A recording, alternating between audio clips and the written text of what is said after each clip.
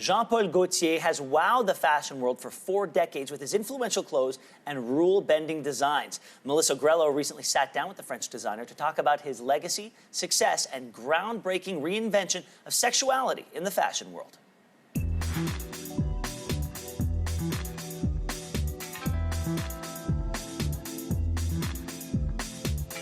You've shared many times that you came from no money, you taught yourself fashion from a very young age.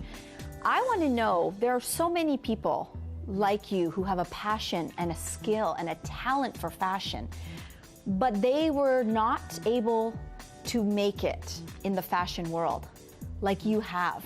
Why did you succeed with almost no help? Maybe it's a story of a little child which was a little rejected at school. I think in my head, the fact that it happens that, make me like seeing that the door were opening to me if I was sketching. So I sketch.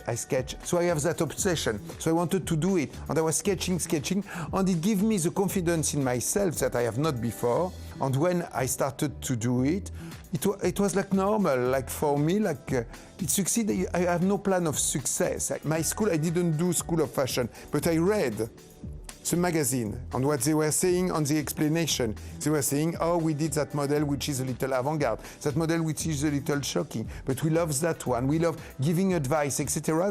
So I learned from that, and after it was for me like my education through the magazine on the photo, and I was saying, oh, I love that one. After I was doing my own little by little, I prefer that one. Oh, I like Courage, I like Saint Laurent, I love Saint Laurent, I love Cardin. I love the ones that were different, that were showing something not boring, not like the other. I like the ones that were doing like creativity. So after, for me, it was normal like to make something creative and not to do like the other.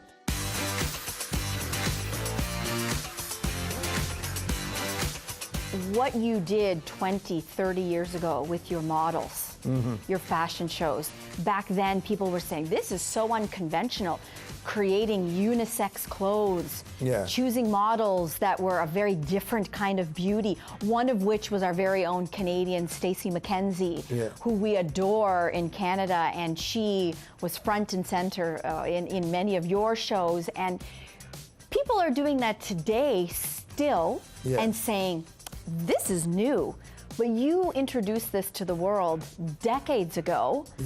Do you think, have we progressed in fashion and in culture, or are we still stuck when it comes to sexuality? It was creativity, so it was freedom in creativity, where I love difference, which means that also on things that I was also against, things that I find injustice. Sometimes, like for example, the woman has to be fragile, and I disagree completely with that. There's some women that are fragile, so at the same time sweet and strong, provocative and classic.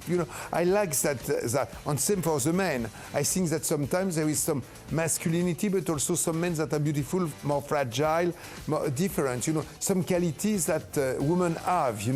I wanted to show also always, since the beginning, that difference are beautiful. Can be very beautiful. There is not only one way of beauty.